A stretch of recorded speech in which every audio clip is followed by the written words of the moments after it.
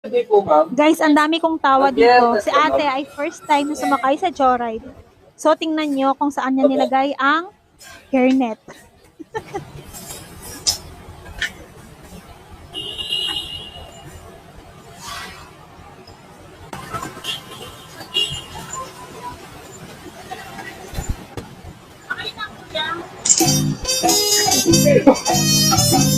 Hindi yung ganyan, ma'am.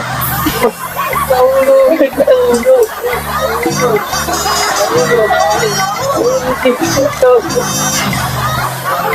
Sa ulo dito, sa ulo. Hindi yung... Yan.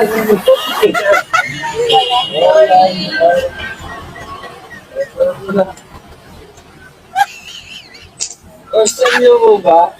Ang laro.